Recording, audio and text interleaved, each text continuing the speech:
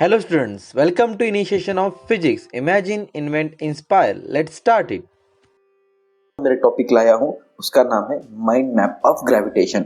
तो बहुत इजीली हम समझने की कोशिश करेंगे ग्रेविटेशन चैप्टर्स में ऐसे कौन कौन से टॉपिक्स है जिनको हम को रिलेट कर सकते हैं। तो माइंड मैप जो है वो नथिंग बट योर विजुअलाइजेशन और your analysation of the topic, और ये सबसे बढ़िया टेक्निक है नोट्स मेकिंग की। अगर आप अच्छे से माइंड मैप कर पाते हो तो you can easily understand the topic और easily understand the every and each topic, और उसको हम कोरिलेट बहुत अच्छे से कर सकते हैं। तो माइंड मैप जो टेक्निक है वो आपको हेल्प करेगी समझने में। और चलिए शुरू करते हैं आज का क्लास। और आज हम with in the 10 to 15 minute समझने की कोशिश करेंगे ग्रेविटेशन चैप्टर जो है वो किस तरह से हमें यहाँ पे एनालाइज कर सकते हैं। अगर आप एक बार एनालाइज कर पाओ ग्रेविटेशन चैप्टर को बहुत अच्छे से तो यू कैन इजीली क्या बोल सकते हो उसे, तो चैप्टर बहुत ज़्यादा इजीली आपको समझ में आ जाएगा। तो सबसे पहले हम जो शुरुआत करेंगे वो है डेफिनेशन ऑफ ग्रेविटेशन। तो what is mean by gravitation? Okay, तो इसको समझने के लिए एक आसान सा एग्जांपल लेते हैं जो आपके बुक में भी दिया गया है। तो न्यूटन सर जो थे वो पेड़ के नीचे थे और उन्होंने एक एप्पल उनके सिर के ऊपर गिरता हुआ देखा। This is a story, not real story but it is story to understand the gravitation. और यही यहाँ से स्टार्ट होता है ग्रेविटेशन किस तरह से स्टार्ट करना है, तो यही से स्टार्ट करते हैं। तो कोई एप्पल नीचे गिरता है तो उनको दिमाग में ख्याल आता है कि किस तरह से एप्पल नीचे गिरा होगा, क्या कोई फोर्स लगता है इसे? तो हाँ जरूर, यहाँ पे फोर्स लगता है। तो इसका मैं बहुत अच्छे से वीडियो बना चुका हूँ, तो आप प्लेलिस्ट में ग्रेविटेशन की जाके देख सकते हैं।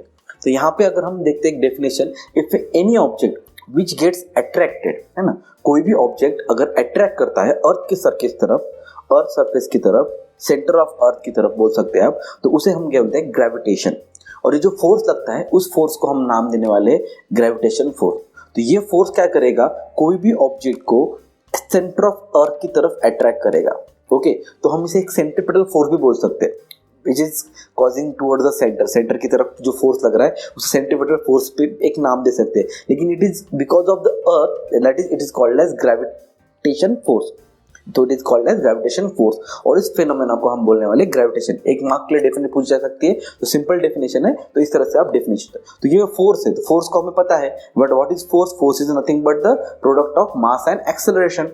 It is the product of क्या? Mass and acceleration. तो F is equal to ma because the force causes the motion।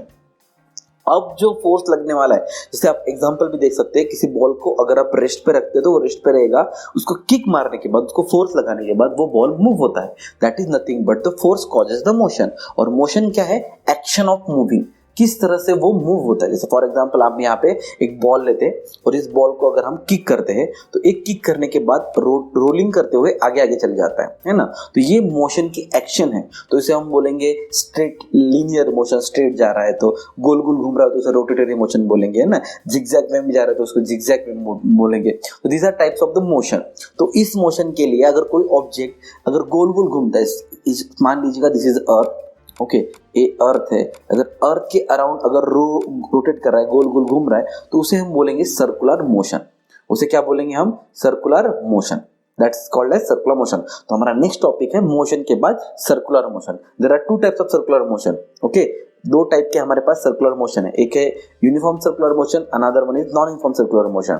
तो सर्कुलर मोशन सबसे पहले समझ लेते हैं। कोई भी ऑब्जेक्ट अगर सर्कल के अराउंड, सर्कमफ्रेंस के अराउंड गोल गोल घूमता है, this is diagram, best diagram, you can understand it. कोई भी ऑब्जेक्ट, जैसे देखिए हमने स्टोन को टाई कर दिया है स्ट्रिंग से और उसे गोल गोल घुमा रहे हैं, तो ये जो गोल गोल घूमने की प्रक्रिया है या फिर जो गोल गोल घूम रहा है तो उसे हम बोलेंगे सर्कुलर मोशन, क्योंकि वो सर्कमफरेंस के अलोंग घूम रहा है, गोल गोल घूम रहा है। तो any object that revolves around the circumference of circle, और ऐसे बोल सकते हैं कोई भी ऑब्जेक्ट जो गोल घूमेगा। जैसे चक्का इज वन टाइप ऑफ, जैसे हम देखते हैं ना टायर का चक्का जो रहता है, वो टायर जो रहता है वो गोल गोल घूमता है। This is one type of circular motion, nothing but. Okay, तो ये यहाँ पे जो मेन पॉइंट है, ये तो डेफिनेशन आप याद भी कर लोगे। ओके, चलो लॉजिकल की बात जो सबसे ज्यादा है कि यहाँ पे जो वेलोसिटी लगती है ना, वो टेंजेंशियल वेलोसिटी लगती है, ऑलवेज टेंजेंशियल। कहीं पे भी पार्टिकल हो सर्कुलर मोशन में तो उसको जो वेलोसिटी लगने वाली है वो ऑलवेज भी टेंजेंशियल रहेगी। ओके, टेंजेंशियल मतलब क्या कि अगर हम सेंटर से कोई लाइन, सेंटर से अगर रेडियस निकालते हैं तो इस पॉइंट को जो परपेंडिकुलर लाइन बनेगी तो उस टेंजेंशियल रहेगी। और अलोंग द डायरेक्शन, जो डायरेक्शन दी गई है ना, इसका डायरेक्शन जैसे जैसे देखिए ये एंटी क्लॉकवाइज डायरेक्शन में है तो एंटी क्लॉकवाइज, क्लॉकवाइज होगा तो क्लॉकवाइज। ओके, तो टू टाइप के मोशंस मैंने बताए थे। तो मोशंस आर यूनिफॉर्म, अगर एक कांस्टेंट वेलोसिटी घूमता है, कांस्टेंट मतलब उसकी स्पीड चेंज होने वाली नहीं है, कहीं पे भी देख लो वो कांस्टेंट स्पीड, जैसे हम अगर फैन को लगा दिया और कांस्टेंट से उसको घूमने को बोल दिया कि 3 पे स्पीड लगा दी, 4 पे लगा दी, 5 पे लगा दी, तो उस मोशन को हम बोलेंगे यूनिफॉर्म मोशन। इसका एग्जांपल बहुत अच्छे देख के मैंने बताया है, आप प्ले लिस्ट में जाके देख सकते हैं। अगर कुछ भी प्रॉब्लम हो तो आप कमेंट कीजिएगा, मैं जल्द से जल्द आपका वो प्रॉब्लम सॉल्व करने की कोशिश करूंगा। और साथ ही साथ जितने भी हो सके वो शेयर करने की कोशिश कीजिएगा। अगर आपको कुछ डिफिकल्टीज आती है मेरे चैनल के बारे में या फिर कुछ प्रॉब्लम्स है, जैसे बताते वक्त मैं कुछ भूल जाता हूँ या फिर कुछ रह जाता है, तो आप प्लीज मुझे बताइएगा ताकि मैं अगले वीडियो में उसको एडअप करके वो आपको बहुत अच्छे से एक्सप्लेन करने की कोशिश करूँ। ओके, उसके बाद जो फोर्स रहता है वो टुवर्ड्स द सेंटर एक्ट होता है ना, ये फोर्स जो रहता है वो टुवर्ड्स द सेंटर एक्ट होता है, उसको हम बोलते हैं सेंट्रीपिटल फोर्स। उसे क्या बोलने वाले हैं, सेंट्रीपिटल फोर्स। और इसका डेरिवेशन भी है, जो डेरिवेशन किस तरह से आएगा वो भी हम यहाँ पे देखने वाले हैं। ओके, सेंट्रीपिटल फोर्स का डेरिवेशन सिंपली है, किस तरह से आएगा वही हमें लगाना है, जैसे हमने फोर्स के लिए कोई भी लगाते हैं। तो जब मोशन की बात आ चुकी है तो केपलर सर को कैसे बोल सकते हैं, है ना। तो केपलर सर ने हमें 3 मोशन के लॉज दिए थे। सबसे पहला लॉ था हमारे पास केपलर का फर्स्ट लॉ, उसके बाद था केपलर सेकंड लॉ और थर्ड था केपलर का थर्ड लॉ। तो Kepler first law is nothing but given, है ना। जो भी हमें केपलर का सर ने जो पहला लॉ दिया था वो सबसे पहला लॉ था हमारा प्लैनेटरी मोशन का। So the law was the planetary motion. तो किस तरह से प्लैनेट मोशन करते हैं उसके अकॉर्डिंग जो मोशन होने वाली है, प्लैनेट की मोशन होने वाली है अकॉर्डिंग टू, तो उसे हम बोलने वाले प्लैनेटरी मोशन, उसे बोलने वाले हम प्लैनेटरी मोशन। सेकंड लॉ जो था हमारा, उसका नाम था, दूसरा सेकंड नाम उसे बोल देते हैं एरियल लॉ। मतलब यहाँ पे एरिया कांस्टेंट रहने वाला है। एरिया क्या रहने वाला है, कांस्टेंट रहने वाला है। टाइम चेंज होगा या फिर वेलोसिटी चेंज होगी, उसके अकॉर्डिंग टू एरिया क्या रहने वाला है, कांस्टेंट रहने वाला है। और थर्ड जो लॉ था हमारे पास वो था third law, time period law. उसके ऊपर टाइम पीरियड के ऊपर उन्होंने बताया। तीनों लॉ हम डिस्कस करेंगे वन बाय वन, और इस तीनों लॉ को एक्सप्लेन करने के बाद we will move toward the expression for the centripetal force. किस तरह से सेंट्रीपिटल फोर्स रहता है, वो इनवर्सली प्रोपोर्शनल टू जो रहता है इस रेडियस को, जो रेडियस यहाँ से हमने निकाली है उस रेडियस को इनवर्सली प्रोपोर्शनल रहता है। वो भी लॉ हम यहाँ पे एक सिंपल वे में देख लिंक कीजिएगा, जैसे टॉपिक को हम लिंक कर रहे हैं। देखिए एक फोर्स लग रहा है, उस फोर्स की वजह से मोशन आ रही है, तो मोशन की वजह से सर्कुलर मोशन आएगी। सर्कुलर मोशन की वजह से जो केपलर सर है उन्होंने 3 लॉ देते हैं, हमने इंटरलिंक किया है इसको, है सबको इंटरलिंक करके हम आगे जा रहे हैं। तो जो हमारा फर्स्ट लॉ है वो क्या बोलता है, the object of the planet, कोई भी ऑब्जेक्ट होगा वो कैसे होगा, सर्कल के अराउंड घूमेगा, और सर्कल के अराउंड घूमेगा तो जो सन रहेगा वो किसी एक फोकस पे रहेगा। इसके लिए ये डायग्राम आप देख सकते हैं कि कोई भी एक फोकस पे, यहाँ पे लीजिएगा, यहाँ पे लीजिएगा, एक्स मार्क कीजिएगा, कोई प्रॉब्लम नहीं है। तो ये प्लैनेट इलिप्टिकल ऑर्बिट में घूमेगा, not a circular orbit. Okay, ये कैसे घूमेगा, इलिप्टिकल, इलिप्स फॉर्म करेगा। कैसे फॉर्म करेगा, इलिप्स फॉर्म रहेगा, सर्कुलर फॉर्म में वो घूमेगा नहीं, इलिप्स फॉर्म करेगा। और यही हमारा फर्स्ट लॉ है कि motion of the planet. Okay, इसे हमने क्या नाम दिया था, जैसे प्लैनेटरी मोशन, इसे नाम भी क्या दिया था हमने, प्लैनेटरी मोशन। अब जो सेकंड लॉ हमारे सर ने दिया था वो है कि किस तरह से एरिया, एरियल है ना, एरिया कांस्टेंट रहता है। तो यहाँ पे जो एंगल, जो एरिया बनाएगा कोई भी प्लैनेट वो टाइम टी में बनाएगा। ओके, टाइम टी में बनाएगा। इसका मतलब ये है कि अगर हम टाइम को कांस्टेंट रख देते, कोई टाइम को कांस्टेंट रख देते हैं, तो मैं आपको एक एग्जांपल से बताता हूँ, यहाँ पे डायग्राम के बदले बताता हूँ। देखिए यहाँ पे हमने एक 1, 2 और 3 एरिया लिए। Okay, S A B.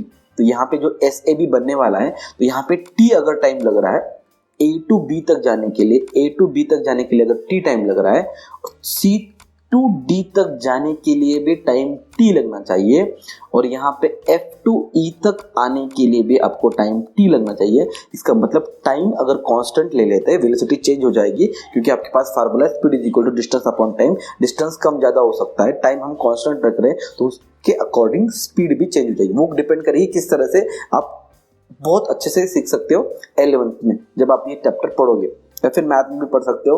Math में भी आपको speed is equal to distance upon time formula है, अपने 4th क्लास में भी पढ़ा होगा। तो यहाँ पे हम बोल सकते हैं कि एरिया जो बनाएगा ए से बी तक जो एरिया आने वाला है must be equal to D से ई, सी से डी तक आने वाला एरिया और ई से एफ तक आने वाला जो बनेगा एरिया। स्विप्स मतलब ऐसे बना रहा है, ये एरिया जो बना रहा है यहाँ से निकलेगा, ओके, तो यहाँ से निकलने के बाद ये जो एरिया बना रहा है वो एरिया इक्वल रहने वाला है, वो एरिया क्या रहने वाला है, इक्वल रहने वाला। तो this is nothing but our Kepler's second law.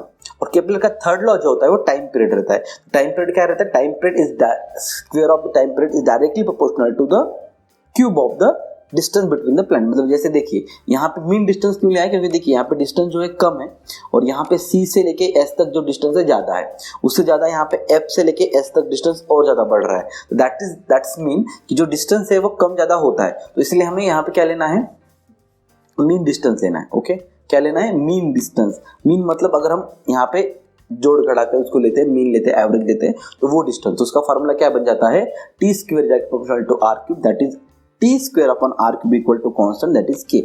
यहाँ पे हम और भी इसे आगे बढ़ा सकते हैं, T square upon R one cube, अगर डिस्टेंस अलग अलग दिया, यहाँ पे प्रॉब्लम भी आपको एक सॉल्व करके दिया हुआ है।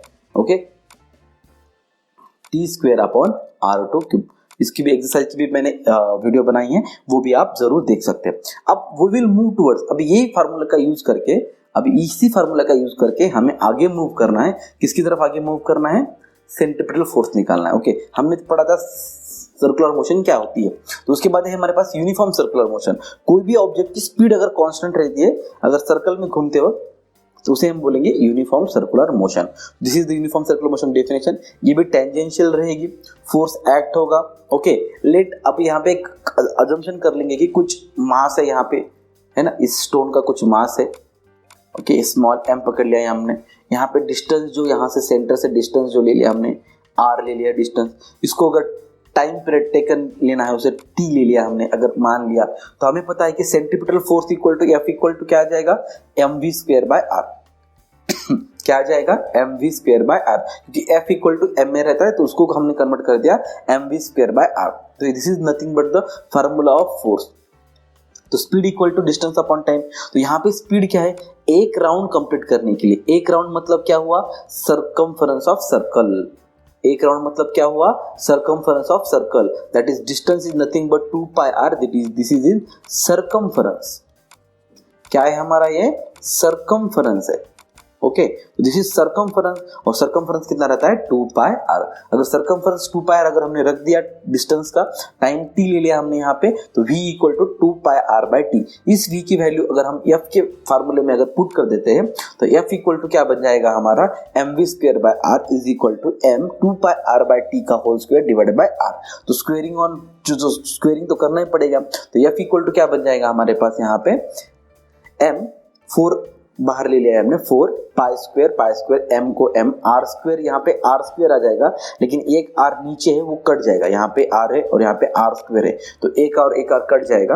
ओके, तो यहाँ पे आ जाएगा हमारे पास force is equal to 4 pi square r divided by t square. अब क्या करेंगे, हम इसे r स्क्वायर से मल्टीप्लाई कर देंगे ऊपर और नीचे, तो multiplying and dividing by R square. Okay, multiplying and dividing मतलब 1 से मल्टीप्लाई करना है इनडायरेक्टली, तो मल्टीप्लाई अगर हम कर देते हैं तो यहाँ पे हमारा बन जाएगा ऊपर r into R square that is r cube divided by R square. अब ये देखिए T square upon R cube, ये जो था हमारे पास वो कांस्टेंट वैल्यू का एक सिंबल है, मतलब जैसे हमने देखा था ना according to Kepler's third law, T square upon R cube equal to constant. अगर हम यहाँ पे कांस्टेंट की वैल्यू अगर रख दी तो 4m pi square upon R square by K आ जाएगा। तो यहाँ पे जो के है वो कांस्टेंट है, 4 जो है वो वैल्यू चेंज होने वाली नहीं है। मास जो हमने लिया था स्टोन का, वो स्टोन बार बार थोड़ी चेंज करने वाले, वो भी कांस्टेंट है।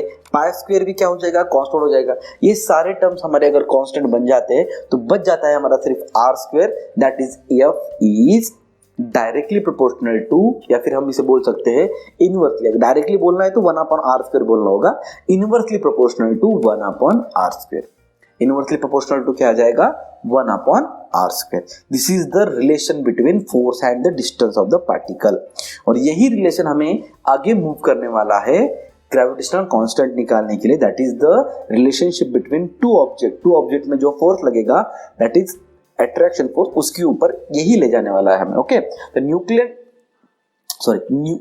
जो था उन्होंने बताया था कि Newton concluded that the centripetal force which is the force acting on the planet is responsible for the circular motion।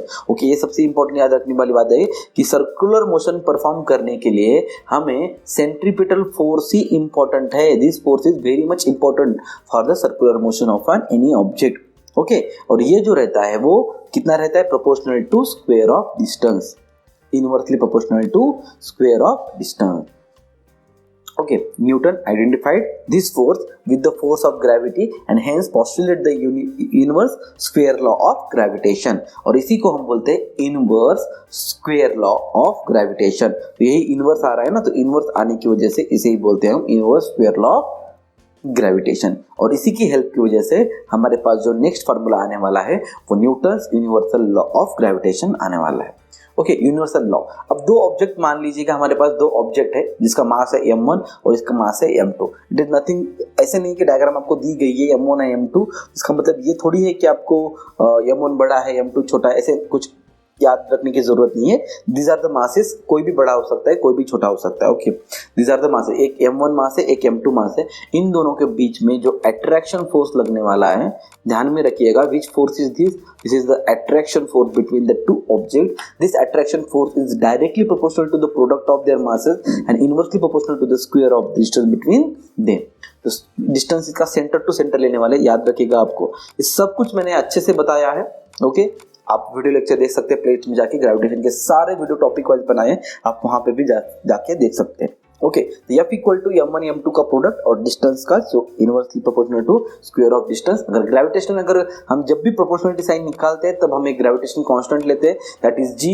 This g is nothing but the universal gravitational constant. ये चेंज नहीं होगा. इसकी वैल्यू 6.67 into 10⁻⁻11, वो भी constant रहने वाली है, वो भी चेंज होने वाली नहीं है.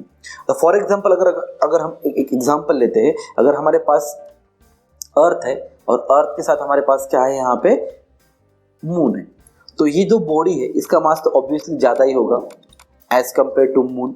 मून की कंपेयर में इसका जो ऑब्जेक्ट का मास होगा वो बहुत ज़्यादा ही होगा. ओके, मून का जो मास होगा वो कम होगा. ठीक है, तो जो फोर्स लगे, लेकिन दोनों में फोर्स लगने वाला है. This force is nothing but our, कौन सा फोर्स होगा वो, अट्रैक्शन फोर्स. इस फोर्स को क्या बोलने वाले हम, अट्रैक्शन फोर्स. तो ये जो अट्रैक्शन फोर्स लगेगा दोनों के बीच में, this is nothing but given by our universal law of gravitation. वही वैल्यू हमें यहाँ पे मिलने वाली है F. ओके, अगर कांस्टेंट के साथ लेना है तो दिस वन, कांस्टेंट के साथ लेना है तो दिस वन. तो मास अगर हम यहाँ पे पुट करते हैं, दिस इज वन मास अगर हम पुट करते हैं मून का, मास अगर हम पुट करते हैं अर्थ का, और दोनों की डिस्टेंस को लगाएंगे, तो उसकी वजह से ही हमारे यहाँ पे low tide and high tide होता है. लो टाइड एंड क्या होता है, हाई टाइड होता है. मतलब मून एक्सर्ट्स, इसे बोल सकते हैं moon exerts force on earth, force on earth. Okay, moon क्या करेगा, अर्थ के ऊपर एक फोर्स एक्सर्ट करेगा, और इसी फोर्स को हम क्या बोलने वाले हैं, इसी फोर्स की वजह से क्या होने वाला है, हमारे पास low tide and high tide होने वाले. इसका ड्यूरेशन भी आप याद रख सकते हैं, कैसे भी हो सकता है. जैसे अगर हम बात करेंगे जैसे low tide and high tide कब आती है, तो उसका एक्सप्लेनेशन आप बुक में बहुत अच्छे दिया है, वो ज़्यादा इंपॉर्टेंट नहीं है, बट ये इंपॉर्टेंट है यहाँ पे किस तरह से यहाँ पे फोर्स किसका लग रहा है और किस पे लग रहा है. ओके, तो ये इसी वजह से यहाँ पे क्या होता है, low tide and high tide होता है. अब मूव करने वाले हैं जो फोर्स आ रहा है. ओके, तो ये कौन सा फोर्स है, ये फोर्स है ग्रेविटेशनल फोर्स. कौन सा फोर्स है ये, ग्रेविटेशनल फोर्स. तो ग्रेविटेशनल फोर्स क्या होता है, तो उसके बारे में हम थोड़ा डिस्कस कर लेते हैं. ओके, तो gravitational force is nothing but earth attracts every object near towards itself because of the gravitational force. तो अर्थ क्या करता है, अट्रैक्ट करता है किसी भी ऑब्जेक्ट को अपनी तरफ. ओके, इसकी लिमिटेड वैल्यू है, ऐसा नहीं है कि कहाँ पे भी, कि कोई भी ऑब्जेक्ट कहाँ पे भी हो वहां तक लगेगा, क्योंकि this attraction force is very less, very weak बोल सकते हैं ना, ये फोर्स है बहुत ज्यादा वीक होता है.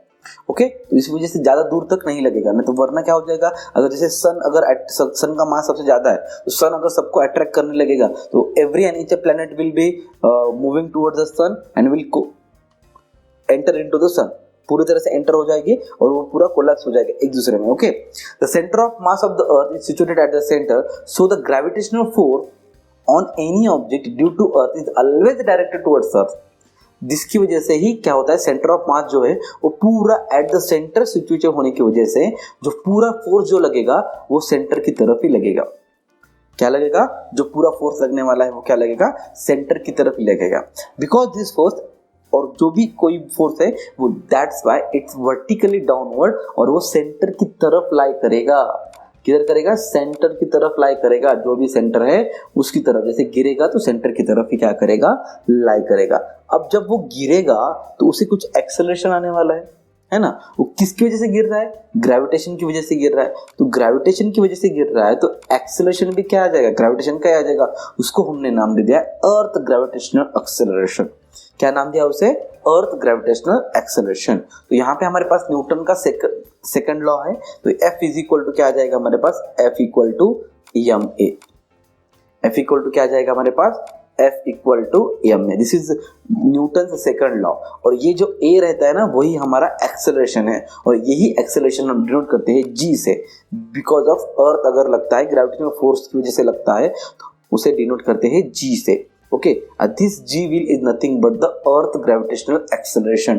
This is nothing but our क्या, earth gravitational acceleration, और ये वेक्टर क्वांटिटी है, स्केलर क्वांटिटी नहीं है, और the direction of the acceleration due to gravity is always force किस तरफ पे लग रहा है, सेंटर की तरफ लग रहा है, तो ये भी क्या हो जाएगा, सेंटर की तरफ ही एक्ट करेगा। अगर आपको मेरे वीडियो पसंद आ रहे हैं तो प्लीज लाइक एंड शेयर करना ना भूलिएगा, और अगर बेल आइकन को दबा देते हैं सब्सक्राइब करने के बाद आपको मेरे नोटिफिकेशन सबसे पहले आपको ही आएंगे। ओके, तो यहाँ पे 3 कंडीशंस बनते हैं। अगर हम सोचते हैं तो अर्थ के ऊपर अगर हम अगर जाते हैं ऐसे गोल गोल घूमते सरफेस के ऊपर तो ग्रेविटी क्या लगने वाली है, अगर हम ऊपर ऊपर जाएंगे तो ग्रेविटी क्या लगने वाली है, अगर नीचे नीचे जाते हैं तो हमारे पास ग्रेविटी क्या लगने वाली है। इन तीनों का डेरिवेशन अगर हम निकालते हैं तो तीनों का डेरिवेशन अगर हम निकालेंगे तो हमें समझ में आ जाएगा कि अर्थ के जो ग्रेविटेशन है वो कहाँ पे ज्यादा है और कहाँ पे कम है। तो उसके लिए हमारे पास एक फार्मूला है, F इक्वल टू, अगर देखिए कोई भी ऑब्जेक्ट है उसका मास अगर हम m लेते हैं, ओके, तो ये किसकी तरफ अट्रैक्ट हो रहा है, अर्थ की तरफ अट्रैक्ट होता है, तो हमारे पास ये मास m है और अर्थ का मास कैपिटल M है, तो जो फोर्स बनने वाला है हमारे पास, फोर्स क्या बनेगा, F equal to G M M upon R, दोनों का डिस्टेंस है r, दोनों का डिस्टेंस क्या है r। तो हमारे पास सेकंड लॉ, न्यूटन का सेकंड लॉ क्या बोलता है, according to Newton second law क्या बोलता है हमारे पास, सेकंड लॉ बोलता है F equal to M G, दोनों को अगर हम इक्वेट कर देंगे तो M G is equal to G M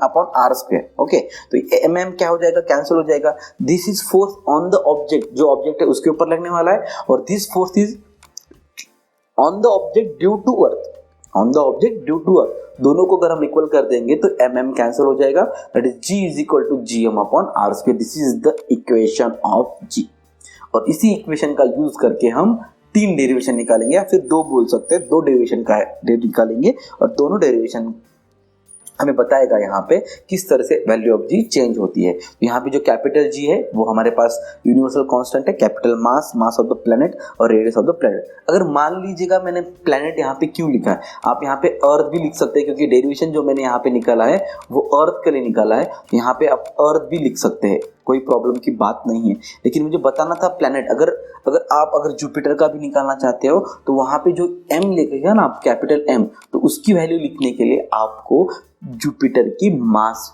जो है वो पता रहना चाहिए, और डिस्टेंस ऑफ जुपिटर भी पता रहना चाहिए, तभी आप वहाँ पे ग्रेविटेशन की वैल्यू निकाल सकते हैं। ओके, तो यही निकालने के लिए आपको क्या करना पड़ेगा, बस थोड़ा सा वहाँ पे मास जो है वो याद रखना पड़ेगा, किस तरह से मास आया है। ओके, अगर ये मास अगर अर्थ का है तो अर्थ का लीजिएगा, जुपिटर का है तो जुपिटर का लीजिएगा। तो हमारे पास वेरिएशन के लिए 3 डेरिवेशन है। ओके, वेरिएशन के लिए कितना डेरिवेशन है हमारे पास, 3। तो एक सबसे सिंपल है वेरिएशन जो अलोंग द अर्थ है, उसके लिए कुछ नहीं है, आपको समझना है कि along the earth variation of G, sorry यहाँ पे स्मॉल जी है, गलती से कैपिटल जी आ गया। ओके, तो यहाँ पे स्मॉल जी है, एक्सेलरेशन ड्यू टू ग्रेविटी, किस तरह से स्मॉल जी की वैल्यू चेंज होती है। सबसे पहले change along the surface of earth, surface of earth के अलोंग चेंज कैसे होती है वो देखेंगे। हमें पता है कि जो सरफेस ऑफ अर्थ है वो यूनिफॉर्म तो नहीं है पूरी तरह से, अगर यूनिफॉर्म नहीं है पूरी तरह से इसका मतलब वो ओवर दोबड़ है, ओवर दोबड़ इसका मतलब है कि मास कांस्टेंट नहीं है, यूनिफॉर्म नहीं है पूरी तरह से मास। तो इसका सबसे पहला पॉइंट है कि surface is not same, surface is not same, अगर सरफेस, और सेकंड पॉइंट है हमारे पास चेंज इन हाइट, और थर्ड पॉइंट है विद द डेप्थ। तो सरफेस जो हमारे पास है वो यूनिफॉर्म नहीं है, तो यहाँ पे सरफेस अगर यूनिफॉर्म नहीं है, नॉट सेम है, तो मास भी यूनिफॉर्म नहीं रहेगा अर्थ का। ओके, इसका इनडायरेक्टली मतलब क्या होगा कि मास भी यूनिफॉर्म नहीं रहेगा। और अर्थ इज पूरी तरह से हमारे पास इलिप्टिकल है, पूरी तरह से सर्कुलर नहीं है, इलिप्टिकल है। तो अगर अर्थ इलिप्टिकल है, तो अगर अर्थ इलिप्टिकल इसका मतलब जो है डिस्टेंस वो भी क्या रहेगा, वेरी करेगा, कहीं ज्यादा कहीं कम। ओके, तो डिस्टेंस अगर वेरी करेगा तो हमारे पास जो फार्मूला आ जाएगा, ओके, हमारे पास फार्मूला क्या है, F equal to small G is equal to capital G, क्योंकि जी निकालने, और capital M divided by R का स्क्वायर। अगर ये वैल्यू अगर बढ़ती है, स्मॉल आर की वैल्यू अगर बढ़ती है, डिस्टेंस अगर बढ़ता है, तो डिस्टेंस अगर बढ़ेगा तो ये दोनों तो कांस्टेंट है, क्योंकि अर्थ का मास चेंज होने वाला नहीं है और जी की वैल्यू भी चेंज होने वाली नहीं है। तो इसका मतलब ये हुआ कि आर की वैल्यू अगर जैसे जैसे बढ़ेगी तो जी की वैल्यू क्या हो जाएगी, कम हो जाएगी। इसका मतलब जितना डिस्टेंस कम रहेगा उतना हमारे लिए यहाँ पे अच्छा है और हम यहाँ पे डिराइव कर सकते हैं। ओके, होपफुली आपको समझ में आया होगा। तो अर्थ जो इलिप्टिकल है, तो सबसे ज्यादा वैल्यू जो रहती है मैक्सिमम वो रहती है इक्वेटर पे, और सबसे कम रहती है वो पोल पे। और जी जो है वो चेंज होता है, मतलब इंक्रीज होता है, कहाँ से, इक्वेटर टू पोल। जी की वैल्यू क्या होती है, इसको याद रखने के लिए आप ABCD तो पढ़े ही होंगे। तो ई सबसे पहले आता है और पी सबसे लास्ट में आता है। तो सबसे लास्ट में आता है तो एनर्जी ज्यादा लगने वाली है, तो इसलिए जी की वैल्यू भी क्या लगेगी, ज्यादा लगेगी। ओके, जी की वैल्यू क्या हो जाएगी, ज्यादा लगेगी। ओके, जो नेक्स्ट हमारे पास है वो चेंज विथ हाइट। नेक्स्ट क्या है हमारे पास, चेंज विथ हाइट। अगर हाइट चेंज होती है, तो हमारे पास जो वैल्यू है वो जी की भी चेंज होगी। तो कैसे चेंज होगी, आपको यहाँ पे थोड़ा आइडिया आया भी होगा, लेकिन फिर भी मैं यहाँ पे बता देता हूँ। अगर हाइट ये लेते हैं हम सरफेस के ऊपर, देखिए यहाँ पे सरफेस मैंने बता के रखा हो, ये अर्थ सरफेस, ये क्या है हमारा, अर्थ का सरफेस। ओके, इस अर्थ सरफेस से अगर हम लेते हैं तो डिस्टेंस जो लेंगे सेंटर से वो कैपिटल आर लेंगे। अगर कोई ऑब्जेक्ट ऊपर खड़ा हुआ है ना, डिस्टेंस h पे, तो वो h लेंगे। तो हमारे टोटल वैल्यू क्या हो जाएंगे यहाँ पे, r plus H, that is capital R plus H. Total value क्या हो जाएगी हमारा, capital R plus H. This capital R plus H that is nothing but, हमारा फॉर्मूला क्या बन जाएगा, small g is equal to G capital M upon R plus H का whole square. Small r का स्क्वायर की जगह क्या आ जाएगा यहाँ पे, कैपिटल R का whole square. Okay, capital R का whole square that is nothing but, अब यहाँ पे सोचने वाली बात ये है, थोड़ा अगर आप लॉजिक लगाते हैं, थोड़ा सोचते हैं इस बारे में, तो आपको ये समझ में आ जाएगा यहाँ पे कि अगर जैसे जैसे हाइट अगर ऊपर बढ़ती जाएगी तो r प्लस एच की वैल्यू भी बढ़ती जाएगी। That is nothing but the denominator will increase. और जैसे denominator will increase, denominator increase हो रहा है, टोटल वैल्यू कम हो जाएगी। मैं तो आपको एक एग्जांपल के तहत समझाने की कोशिश करूंगा।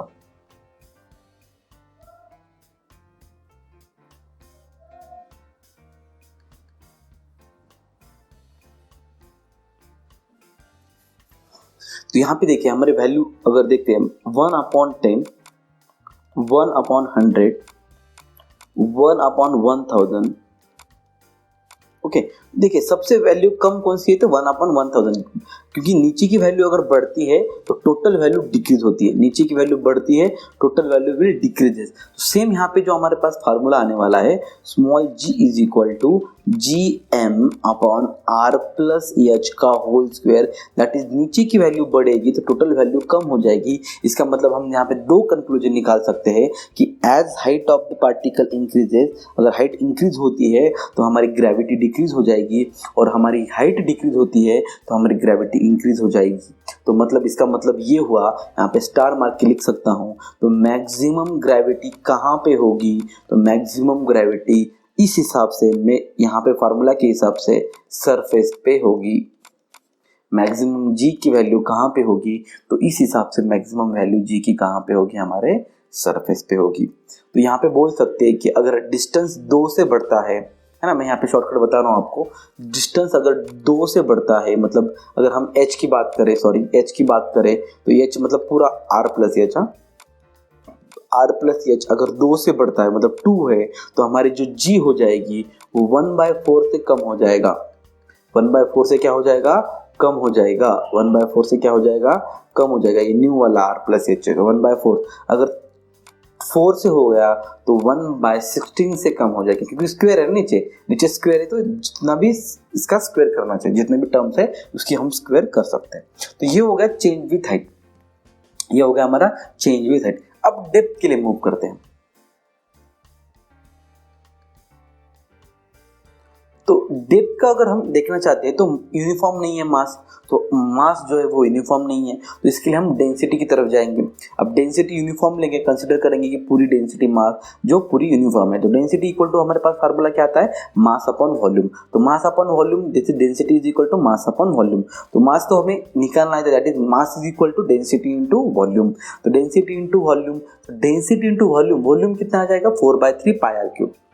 4/3 कितना आ जाएगा हमारे पास, 4/3 pi r cube. This is the volume of earth. तो ये देखिए हम नीचे जा रहे हैं, इस सेंटर से अगर हम लेंगे, सेंटर से कितना हो जाएगा कैपिटल आर। अगर हमें नीचे जाना है, नीचे, ये नीचे गए हम, कितना नीचे गए, डी डिस्टेंस नीचे गए, टोटल डिस्टेंस कितना हो जाएगा हमारे पास, यहाँ से यहाँ तक डिस्टेंस कितना हो जाएगा, तो r माइनस डी हो जाएगा। कैसे होगा, क्योंकि देखिए पूरा अगर हम 10 लेते हैं और वहाँ से 3 अगर कम कर देते तो बचेगा कितना 7, क्योंकि हमने सब्सट्रैक्ट किया। यहाँ पे क्या हो जाएगा, उतना बढ़ रहा है, तो बढ़ने की वजह से एडिशन किया और यहाँ पे हमने क्या किया, सब्सट्रैक्शन किया। इस तरह से हमारा r माइनस डी आ जाएगा। मतलब ये जो r की वैल्यू है, तो यहाँ पे मैं लिख सकता हूँ r की वैल्यू क्या, मतलब बता सकता हूँ कि r की वैल्यू क्या हो जाएगी, r माइनस डी। r की वैल्यू क्या हो जाएगी, r minus D.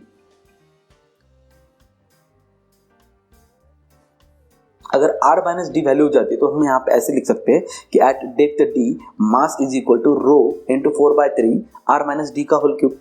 r minus D का होल क्यूब, यहाँ पे अगर हम कैपिटल R लेते, capital R is the radius of the earth, तो r माइनस डी का होल क्यूब आ जाएगा। तो देखिए यहाँ पे, यहाँ से भी हम समझ सकते हैं g इज इक्वल टू क्या है हमारे पास, G M upon R square, G M upon R square. तो वैल्यू पुट कर देंगे हम, वैल्यू पुट करने के बाद क्या है, आंसर आ जाएगा हमारा G M, right, upon R square. M की जगह अगर हम ये वैल्यू पुट कर देते हैं तो जी रो, ओके, 4/3 पाई। इसका डेरिवेशन पूरा अच्छे से मैंने बताया है, बस यहाँ पे थोड़ा बता रहा हूँ क्योंकि रिवीजन चल रहा है और समझना है किस तरह से। तो ये आर माइनस डी, यहाँ पे भी क्या आ जाएगा, आर माइनस डी का होल स्क्वेयर। क्या आ जाएगा यहाँ पे, आर माइनस डी का होल स्क्वेयर।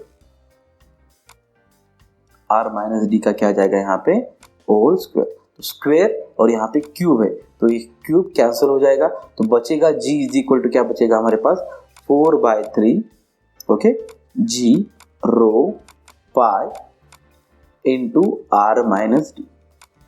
अब देखिए d की वैल्यू बढ़ेगी, है ना, d की वैल्यू बढ़ेगी तो ये सब्सट्रैक्शन भी कम होगा। सब्सट्रैक्शन क्या होगा हमारा, कम होगा।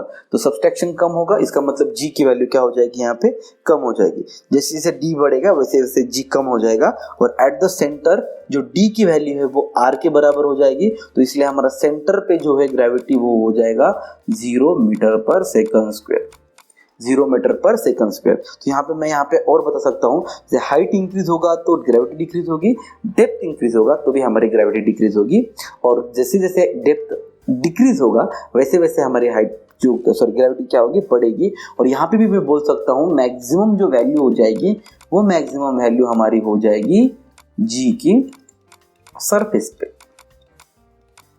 ये आपको यहाँ पे याद रखना है बस, वैल्यू क्या हो जाएगी यहाँ पे, सी की सबसे ज्यादा वैल्यू क्या हो जाएगी, जी पे। अब जो हमने बोला ही है मास का, तो हमारे पास एक वेट कंसेप्ट आता है, इसके बाद हम लेंगे वो weight is equal to mass into force. जो है हमारा फोर्स जो लग रहा है उसी को हम वेट बोलते हैं। तो उसका डिफरेंस है, डिफरेंस डेफिनेशन डिनोशन नोटेशन जो भी है जिसको हम नोटेशन देते हैं वो फार्मूला, उसके बाद क्या बोलते हैं उसको, क्वांटिटी टाइम। ये बहुत बड़ा था, मैंने इसको शॉर्ट कर दिया। अभी और भी लिख सकते हैं आप, जितना भी लिख सकते हैं उतना लिख सकते हैं। ज़्यादा से ज़्यादा आपको यहाँ पे क्या याद रखना है कि मास जो रहता है वो चेंज होता नहीं है, वो कांस्टेंट रहता है, कहीं पे भी जाए, चाहे मून पे जाए, चाहे सन पे जाए, चाहे जुपिटर पे जाए या मार्स पे जाए, कहीं पे भी जाए वहाँ पे आपका मास कांस्टेंट रहेगा, वो चेंज होने वाला नहीं है। लेकिन वेट जो है वो चेंज होएगा, बिकॉज उसमें आती है एक्सेलरेशन ड्यू टू ग्रेविटी। अगर acceleration due to gravity change हो जाती है तो आपका जो वेट है वो भी चेंज हो जाएगा। ओके, तो यहाँ पे और एक बात याद रखनी है आपको कि वेट ऑन द मून वो 1/6 टाइम्स होता है वेट ऑन द अर्थ। मान लीजिएगा यहाँ पे कोई बंदा है, उसका वेट 60 kg है, मतलब हम लिखते हैं kg बट वो न्यूटन रहता है, 60 kg वेट से बोलते हैं, 60 kg वेट वो न्यूटन में रहता है, हम बोलने को kg बोलते हैं। 60 kg वेट है, तो वही अगर हम अर्थ पे इतना है तो मून पे कितना हो जाएगा उसका 10 kg वेट। या फिर इसे न्यूटन भी बोल सकते हैं। आपका अगर बोलना है, कंफ्यूज हो रहा है, तो यहाँ पे हम न्यूटन भी बोल सकते हैं। वेट क्या होता है उसका, वेट कितना हो जाता है, उतना कम हो जाता है 1/6 टाइम से। अगर हम बात करेंगे ये ग्रेविटी, तो ग्रेविटी है ना one type of wave form करती है, उसे बोलते हैं हम ग्रेविटेशनल वेव। क्या बोलते हैं हम उसे, ग्रेविटेशनल वेव। तो gravitational waves are very different, है ना, आर वेरी डिफरेंट, बहुत डिफरेंट है, बहुत ज़्यादा वीक रहते हैं। ओके, इससे ज़्यादा वीक और कोई भी नहीं रहता। अगर हम बात करेंगे ग्रेविटेशनल वेव, मैग्नेटिक वेव की, तो मैग्नेटिक वेव से बहुत ज़्यादा वीक इसकी वैल्यू रहती है, मतलब बहुत कम रहते हैं। They have been called as a wave of fabric space time. इसे क्या बोल सकते हैं हम, स्पेस टाइम, क्योंकि स्पेस में होता है और उसको टाइम लगता है, इसलिए स्पेस टाइम है, वो स्पेस में चलता है इसका। ओके, तो space time, fabric of space time भी बोल सकते हैं। Einstein predicted there existence in 1960, जब भारत हमारा इंडिपेंडेंट भी नहीं होता, उससे पहले उन्होंने बताया था कि ग्रेविटेशनल वेव एग्जिस्ट है। अगर हम वैदिक की बात करें, वैदिक में उससे पहले, बहुत पहले बताया गया है कि ग्रेविटेशनल वेव रहते हैं। Okay, these are the waves are very weak and it is very difficult to detect, और बहुत ज़्यादा वीक रहते हैं और डिटेक्ट करने के लिए बहुत, मतलब हम डिफिकल्ट है डिटेक्ट करने के लिए। लेकिन अगर हम स्नेक की बात करें, जो रेप्टाइल्स रहते हैं स्नेक, वो ये जो है ना, जो क्या बोल सकते हैं उसे हम, ग्रेविटेशनल जो हम जैसे स्नेक को कैसे पता चलता है कि कोई आ रहा है उसकी तरफ। Okay, their eyes are not that much working on, उनके आईज जो रहते हैं उतना वर्क नहीं करते, इसलिए वो जो वाइब्रेशंस ऑब्जर्व करते हैं ना, तो आने वाली जो वाइब्रेशंस है अर्थ की तरफ से, वही वाइब्रेशंस एब्जॉर्ब करके पता लगा सकते हैं कि कोई आ रहा है उनकी तरफ। और आपको एक इंटरेस्टिंग फैक्ट अगर बतानी है इसमें, तो अगर कहीं पे अर्थक्वेक आने वाला है, ओके, कहीं पे अर्थक्वेक आने वाला है, तो स्नेक्स को सबसे पहले पता चल जाता है कि अर्थक्वेक आने वाला है। तो यहाँ पे रेंज दी गई है कि अप्रोक्सीमेटली 50 किलोमीटर अगर रहता है एरिया, कि अप्रोक्सीमेटली 50 किलोमीटर के एरिया के बीच में अगर भूकंप आने की कई संभावना है या फिर अर्थक्वेक आने की कई पॉसिबिलिटीज है, तो उन स्नेक्स को, जो रेप्टाइल्स है, उनको पता चल जाता है कि यहाँ पे भूकंप आ रहा है और हम यहाँ से निकल जाए। ओके, भूकंप आने वाला है और हम यहाँ से निकल जाए, और बहुत ज़्यादा डिफिकल्ट रहता है इसको डिटेक्ट करने के लिए। Laser interferometric gravitational wave observatory, ये है LIGO वेव, जो इंडियन की है। ओके, ये याद रखना है आपको। उसके बाद आता है कि कोई भी ऑब्जेक्ट अगर ग्रेविटी के इन्फ्लुएंस से अगर गिरता है, ओनली ग्रेविटी, कोई धक्का देने वाला नहीं है, कुछ भी नहीं है, अब पहाड़ पे चले गए और आप पैर फिसल गए, आप गिर गए, तो बिकॉज ऑफ ग्रेविटी है ना, बैलेंस नहीं होगा वेट खुद का, तो गिर जाएंगे, तो बिकॉज ऑफ द ग्रेविटी, तो इसको बोलते हैं हम फ्री फॉल।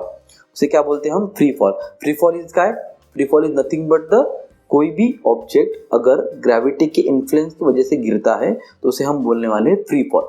उसे क्या बोलने वाले हम, free fall. Whenever an object moves under the influence of the force of the gravity alone, it is called as free fall. तो फ्री फॉल के लिए जो इनिशियल वेलोसिटी रहती है वो 0 रहती है, फाइनल वेलोसिटी कुछ भी ले सकते हैं हम भी, और ए जो एक्सेलरेशन टू ग्रेविटी रहता है ना, acceleration changes to G, acceleration changes to D. तो हमारे पास 3 इक्वेशन है मोशन के, तीनों को चेंज करने के बाद हमारे पास वैल्यू आ जाती है v is equal to G T, S is equal to half G T square and V square equal to 2gS। देखिए यहाँ पे 2 कंडीशंस है। अगर कोई ऑब्जेक्ट ऊपर जा रहा है, तो अगर ग्रेविटी नीचे लग रही है तो उसे हम माइनस जी लेंगे, और कोई ऑब्जेक्ट नीचे आ रहा है तो ग्रेविटी अगर नीचे आ रही है तो उसे हम पॉजिटिव जी लेंगे। बस इतना बस आपको यहाँ पे याद रखना है। ओके, और सिंपल सी है, ग्रेविटेशनल पोटेंशियल एनर्जी, जो बाइंड करके रखने के लिए एनर्जी आती है हमें, बाइंड करके रखने के, जैसे हम यहाँ पे स्टे है ना, कोई भी ऑब्जेक्ट हम है ना यहाँ पे रुके हुए वाले, वरना क्या हो जाता है, ग्रेविटी अगर नहीं रहती तो हम हवे में उड़ जाते ना ऊपर, है ना, एयर में हम फ्लो करने लगते हैं, लेकिन एयर में हम फ्लो करने वाले नहीं है, क्योंकि ग्रेविटेशनल पोटेंशियल एनर्जी वो हमको बाइंड करके रखती है। This is the energy stored in an object. Okay, it is called as potential energy. उसका जो फार्मूला है -gmm/r + h, क्योंकि हाइट पे लगती है। अगर एक बात समझनी है कि हमने सारे पॉइंट्स कर लिए, तो इसके बाद जो आएगा वो क्या आ जाएगा, अगर g को छोड़ के हमें भाग के जाना है, g को छोड़ के हमें भाग के जाना है, तो उसको बोलेंगे हम escape velocity. The minimum velocity of an object, the minimum velocity of an object, the minimum velocity of an object escape from the earth gravitational field। अर्थ का ग्रेविटेशनल फील्ड छोड़ने जाने के लिए जो मिनिमम वेलोसिटी लगने वाली है उसे हम बोलेंगे एस्केप वेलोसिटी, और ये जो वैल्यू रहती है वो रहती है v is equal to 11.42 kilometre पर सेकंड। एक सेकंड में कम से कम 11.42 जाना चाहिए, तभी वो अर्थ को छोड़ के बाहर निकल जा सकती है। होप सो आप सभी को बहुत अच्छा लगा होगा ये माइंड मैप। अगर अच्छा लगा है तो प्लीज कमेंट करके बताइएगा, अगर अच्छा नहीं लगा फिर भी कमेंट करके बताइएगा क्यों अच्छा नहीं लगा, क्योंकि मुझे इम्प्रूव करना है और मैं इसे इम्प्रूव कर सकूं। Thank you so much for watching this video, thank you so much for liking this video, thank you so much for your valuable comment जो आप कमेंट कर रहे हैं अपना टाइम निकाल के, और thank you so much for watching this video, क्योंकि आपका वैल्यूएबल टाइम निकाल के आप मेरे वीडियोस को देख रही है, उसके लिए मैं तहे दिल से आप सभी का शुक्रिया करना चाहता हूँ। Stay tuned with initiation of physics for more video like this. अगर आपको अच्छा लगा या फिर अच्छा नहीं भी लगा तो लाइक या डिसलाइक करके आप अपना जो ओपिनियन है वो बता सकते हैं। अगर आप डिसलाइक करते हैं तो उसका रीज़न भी बता दीजिएगा क्योंकि आपको क्यों अच्छा नहीं लगा, क्योंकि अगर अगला वीडियो अगर मैं बनाऊंगा तो उसमें कुछ इम्प्रूवमेंट करके बनाऊंगा। ओके, तो आपके लिए मैं यहाँ पे एक पॉइंट बताने वाला हूँ या फिर एक गुड न्यूज़ है। अगर आपको पॉइंट वाइज चाहिए, अगर है ना पॉइंट्स चाहिए ग्रेविटेशन के, रिमेंबरिंग पॉइंट्स चाहिए आपको, ओके रिमेंबरिंग पॉइंट्स चाहिए, तो जैसे ही वीडियो 1000 लाइक पे चला जाएगा, ओके मैं डिस्क्रिप्शन बॉक्स में नीचे आपके लिए जो पॉइंट्स है वो पीडीएफ प्रोवाइड कर दूंगा आपको, ठीक है। जैसे ही 1000 लाइक्स के ऊपर चला जाएगा I will definitely provide you a PDF that contains each and every point that will be remember in short way, okay बहुत सिंपल वे में मैं आपको बताने की कोशिश करूंगा इन सिंपल वे। जो कोरोना का पैंडेमिक इफेक्ट है वो अभी भी चल रहा है, तो इसलिए आपको प्रिकॉशंस लेना है, साथ ही साथ मास्क पहनना है, बाहर जाते वक्त भी मास्क पहनना है। जापान में कोरोना का संक्रमण ज़्यादा नहीं हुआ, उसके पीछे रीज़न यही है कि वो लोग हमेशा मास्क पहन के रहते हैं। आपको वहाँ पे ये नहीं दिखाना है कि मुझे होगा या फिर मुझे नहीं होगा, मेरी इम्यूनिटी पावर ज़्यादा है फिर या कम है, बस आपको मास्क पहने रहना है और इस संक्रमण को तोड़ना है। होप सो कि you will do it, I am doing it, that's why I am saying it to do it, तो आपको भी वही करना है। Thank you so much for watching this video, stay home, stay safe, stay hygiene, thank you so much.